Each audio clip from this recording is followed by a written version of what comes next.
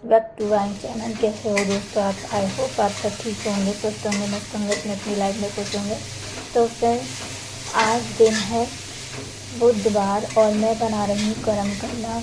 मतलब करम कल्ला यहाँ पे हमारे यहाँ आगरा में पत्ता गोभी को करम कल्ला कहते हैं। तो मैंने उसको अच्छे से फ्राई कर लिया था और करम कल्ला को पहले अच्छे से फ्राई कर लो, फिर उसमें आलू डाल के फ्राई कर लो और जो भी आपको मसाले ऐड करने हैं तो इसको थोड़ा सा निकाल के कढ़ाई में से उसके बाद मसाले भूंजना। हमेशा अगर करम कल्ला आप ऐसे ही बनाओगे ना तो बहुत ही टेस्टी बनेगा। मैं हमेशा ऐसे ही करके बनाती हूँ। ये देखो मैंने अलग निकाल लिया और इसमें सारे मसाले ऐड करके मैं बना दूँगी।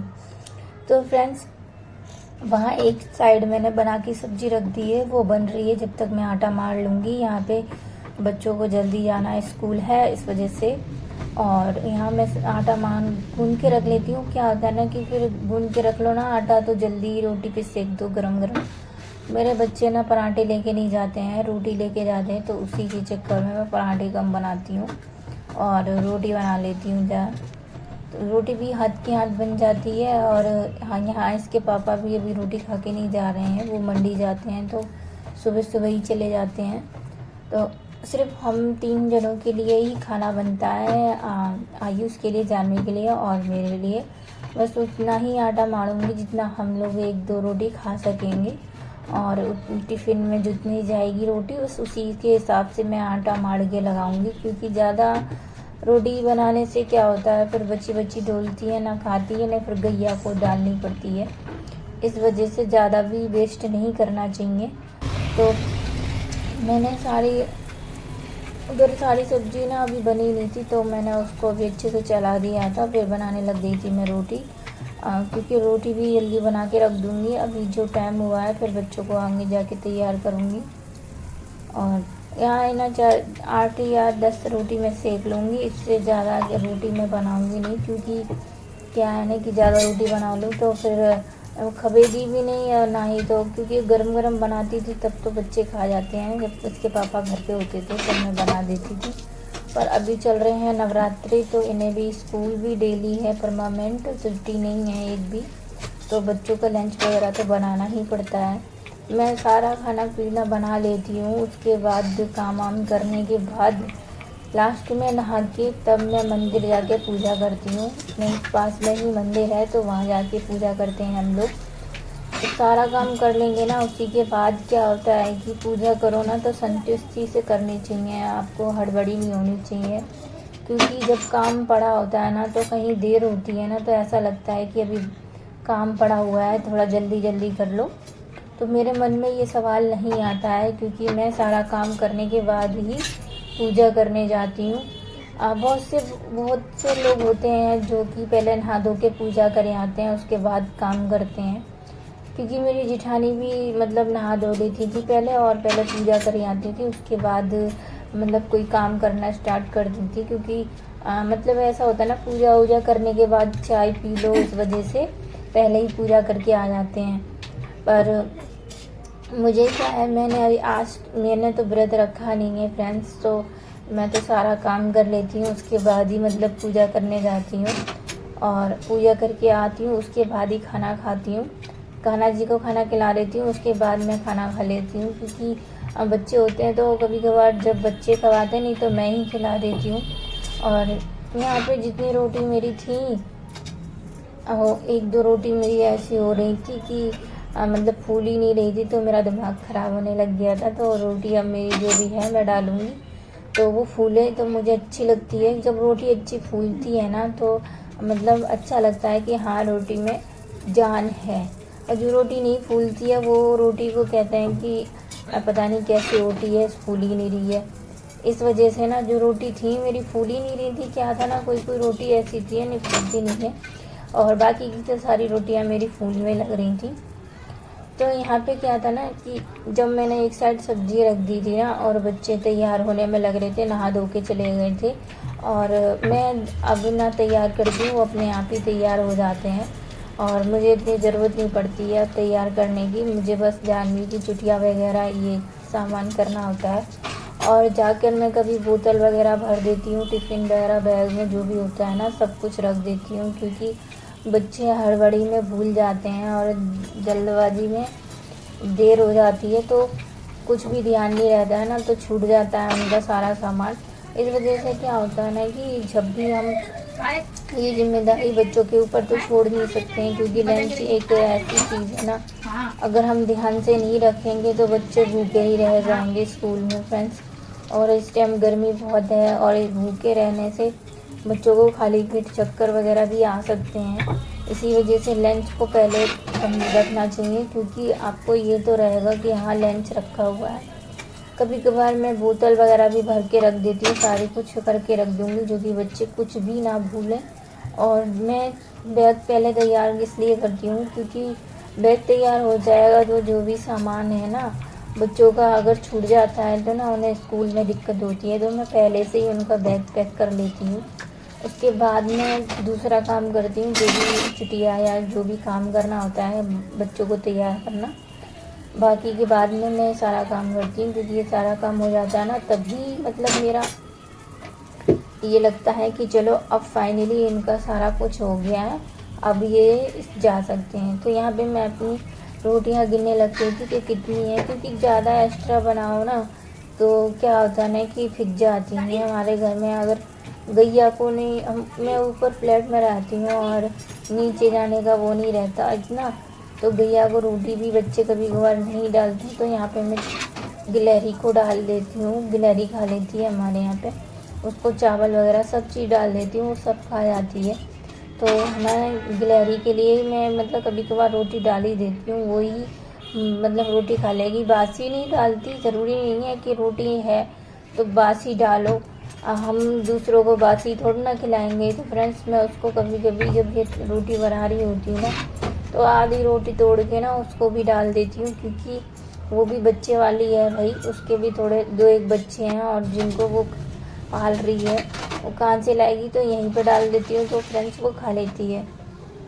तो फाइनली यहाँ पे मेरा रोटी वगैरह जो भी था सारा काम निपट चुका है। मैं यहाँ पे अपने गैस को अच्छे से वॉश करके पहुँच रही हूँ, क्योंकि जो भी चिकनाहट वगैरह होती है मैं ऐसे रेगुलर जभी की जभी पहुँचती हूँ, जभी की जभी पूरी सफाई करती हूँ। मेरी आदत है कि मैं पहले गैस को ज़रूर साफ़ करूँगी, उसके बाद ही मतलब दूसरा काम होता है।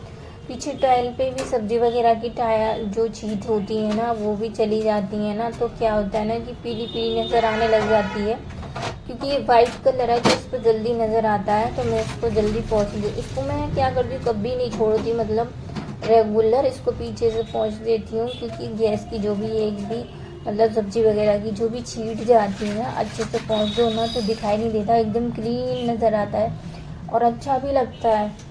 इसी वजह से ना मैं तो हमेशा यही हैबिट अपनाती हूँ, आप भी लोग अपनाते हैं मुझे पता है, क्योंकि आप ही से मैंने ये सीखा है।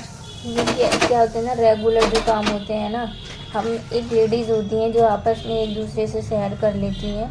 तो यहाँ पे मेरी ये रसोई को एकदम क्लीन करना हो गया था, बस क्या था ना कि जो वाश स्पेशल है ना उसको थोड़ा सा क्लीन करना भी रह रहा था। जो बर्तन थे वो तो मैंने धो दिए थे, और जो थोड़े बहुत बर्तन थे ना वो बच्चे चले जाएंगे जब हो जाएगा, वैसे तो बच्चे चले ही गए हैं, क्योंकि एक जो चाय के बर्तन होते हैं ना वही रह जाते हैं। और इसके पापा यहाँ आलू लेके आए थे, तो मैं ये डलिया में से मतलब पन्नी में से पलट के इसमें रख रही हूँ, क्योंकि क्या है ना कि मैं अगर जैसे नीचे रख देती हूँ ना ज़मीन पर तो ना चूहा वगैरह आते हैं, तो मैं सिलेंडर के ऊपर रख देती हूँ जिससे कि चूहे उस पर नहीं आ पाते हैं और ना ही उसे खा पाते हैं। तो क्या होता है ना डलिया में अगर पन्नी में से निकाल के रख दोगे ना तो ख़राब नहीं होगा। तो यहाँ मैं अपने ना ये जो मेरे खास हैं जो बर्तन धोने की जगह, मैं ये टोंटियों को अच्छे से वॉश कर लूँगी, क्योंकि ये गंदी हुई ज़रा सी दिखती हैं तो मुझे ना तुरंत पोंछ देती हूँ, क्योंकि वाइट कलर की हैं तो थोड़ा दिखने लग जाता है। और इधर से ये जो पानी की छींट है ना टाइल पर वो भी पोंछ दूँगी, क्योंकि अच्छा सा क्लीन लगता है, मुझे तो बहुत प्यारा लगने लगता है जब से मेरी ये टाइल लगी है। आपको भी पता होगा, क्योंकि आपकी तो पहले से लग रही है पर मेरी नहीं लगी थी, मुझे तो अभी इसका एहसास होता है, क्योंकि जब तो मुझे रसोईया में क्लीन करने का मन भी नहीं करता था उतना, और इस टाइम मेरे को बहुत मन करता है कि जल्दी क्लीन भी हो जाती है और साफ़ भी अच्छी दिखती है। तो अच्छी दिखने से ही क्या होता है ना कि हम जब अपनी सफाई अच्छे से करेंगे ना तभी तो अच्छी दिखेगी। हम जब अच्छी वाली रसोई में भी हम जब क्लीन नहीं करेंगे तो वो भी गंदी हो जाती है फ्रेंड्स। और ये हैबिट तो हर किसी में लेडीज़ में होती है, जैसे मुझ में है वैसी हर किसी में होगी। और ये जो मेरा बर्तन धोने वाला जो टब है इसमें मैं बर्तन उठा के रखती हूँ। और क्या है ना कि इसको भी मैं वॉश करके रख दूँगी नीचे। इसको मैं ना जो मटका है मटके के ऊपर रख देती हूँ, उसको अच्छे से मान लूँगी और उसको धो के रख दूँगी। क्योंकि ये भी ना क्या आता है ना बर्तनों में यूज़ होता है तो इसको ज़रूर वॉश करना चाहिए। जो भी धुले बर्तन होते हैं ना मैं इसी में रखती हूँ। मैं क्या करती हूँ कभी डेली या रात को बर्तन धोती हूँ उसमें धो के रख देती हूँ, नहीं तो दोपहर के जो बर्तन होते हैं सुबह के उसमें क्लीन करके रख देती हूँ। पर धोती ज़रूर हूँ क्योंकि जो भी इसमें चिपचिपापन होता है ना वो आए अगर वो साफ़ हो जाए। तो यहाँ पे मेरा ये टब भी मैंने इसको उठा के रख दिया था। और जो एक ये आने की कभी कभी क्या होता है ना कि जैसे आप सोचो कि यहाँ से ये क्लीन कर दो वो क्लीन ही होता है। तो मैं यहाँ पे ना अपने वॉश बेसिन को भी अभी की अभी मांज लूँगी और साबुन से अच्छे से रगड़ दूँगी इसको, क्योंकि ये ना हमारा सबसे ज़रूरी पॉइंट है, क्योंकि इसमें ही हमारे सारे बर्तन जाते हैं और इसी में हम हर वक्त रखते हैं। क्योंकि झूठे हों चाहे धुले हुए हों हम इसी में रखते हैं। तो इसको धुलना ना बहुत ही इम्पोर्टेंट होता है, क्योंकि ये हमारा हर वक्त यूज़ होता है, अच्छे बर्तनों में या झूठे बर्तनों में कैसे में भी यही यूज़ होता है। तो फ्रेंड्स इसको क्लीन करना ज़रूरी है, क्योंकि इसमें जो भी कीटाणु होते हैं ना वो आ जाते हैं। अगर इसको क्लीन नहीं करेंगे तो बर्तनों में भी कीटाणु से जमा होने लगते हैं। तो यहाँ ज़रूर साफ़ करना चाहिए, क्योंकि ये एक मेन चीज़ है। यहाँ पे हम हर वक्त इस चीज़ को यूज़ करते रहते हैं बर्तन धोते के टाइम पे या कैसे भी। तो ये भी अच्छे से वॉश हो चुका था, क्लीन हो गया था। फिर मैं आ गई थी नीचे की बारी। मैं आज भी झाड़ू से अच्छे से धो दूँगी इसको, जो भी धूल मिट्टी है ना सब चली जाए, जो कि मैं पोंछा लगाऊँगी तो साफ़ हो जाएगा। तो मैं अभी तो इसको झाड़ू से धो दूँगी। फिर उसके बाद मैं क्या करूँगी, इसको सारा क्लीन होने के बाद ही ना कि ये झाड़ू से तो मैं धो देती हूँ ना तो ये एकदम साफ़ हो जाता है। और मेरे रसोईया में वैसे भी ज़्यादा कुछ गंदा नहीं आता है, क्योंकि क्यों आता है ना बाहर का जो फर्श है ना रसोई के सामने का वो थोड़ा टूटा फूटा फर्श है, उस वजह से थोड़ी दिक्कत हो जाती है। इसी वजह से थोड़ी बहुत मिट्टी आती है, तो मैं इसको ना हाथ लगे ही ना वॉश कर देती हूँ। फिर मैं अभी इसको वाइपर से सूख दूँगी, पोंछा भी नहीं लगाऊँगी। पोंछा मैं फिर लगा दूँगी जब तक इसके जो सिलेंडरों के नीचे पानी भर जाता है या फिर कहीं भी वो अच्छे से निचड़ आएगा ना, तब मैं अच्छे से वॉश करके पानी में पोंछा भी लगा दूँगी। फिर मैं आ चुकी थी अपने रूम में, और रूम में गए तो जब बच्चे चले गए थे तो सारा बिस्तर पे फैला के चले जाते हैं। और ये जो भी सारी चीज़ें होती हैं जब तक ये अपनी जगह पे नहीं रखी जाओ ना तो सफाई दिखती ही नहीं है।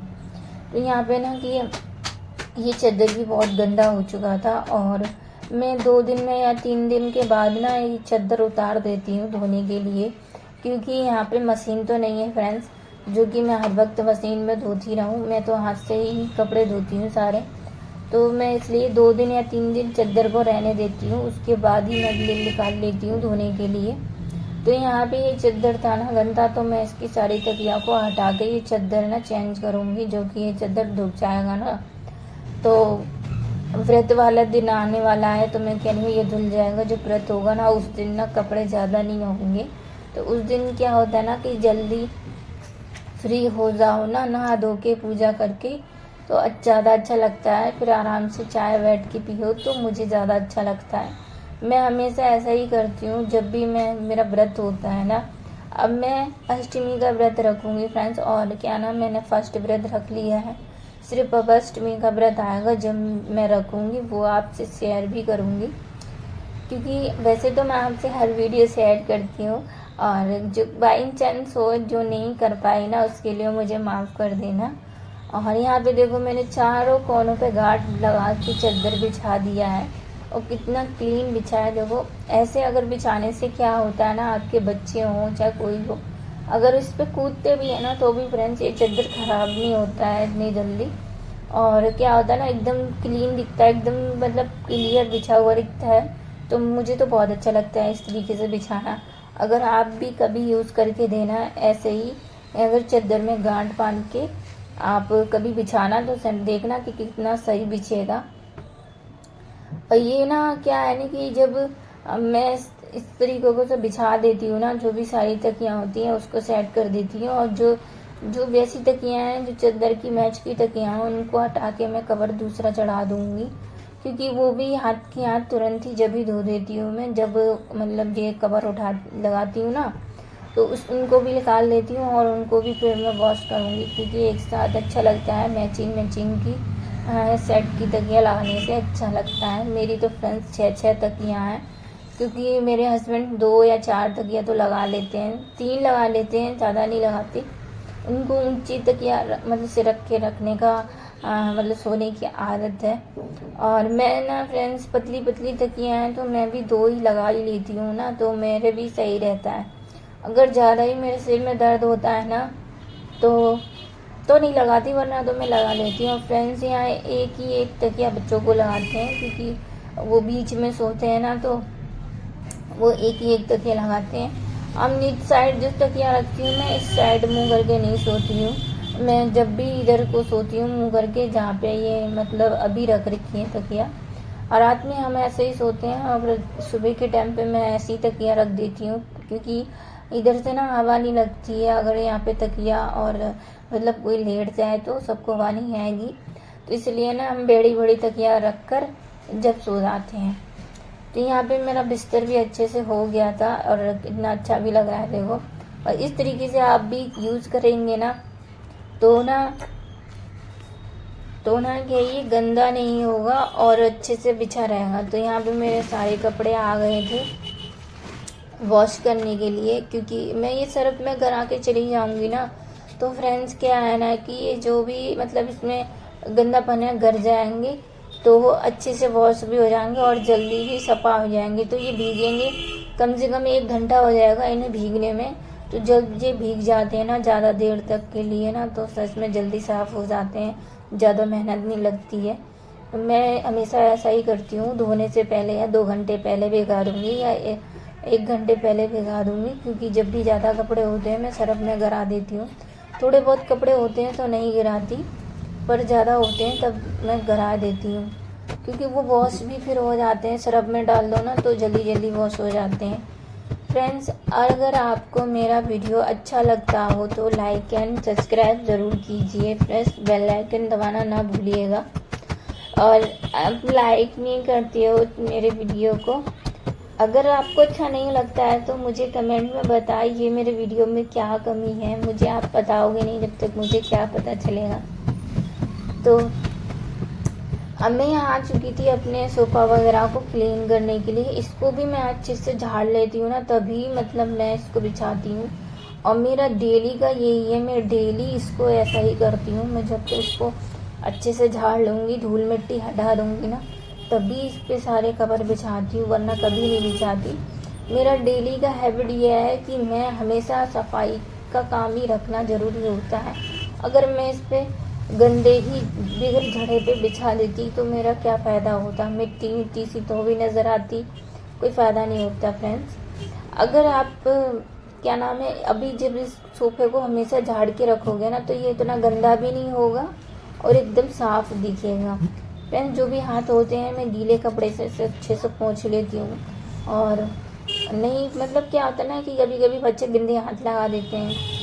तो फ्रेंड्स अच्छा लगे तो वीडियो मिलते हैं आपसे अगले वीडियो में।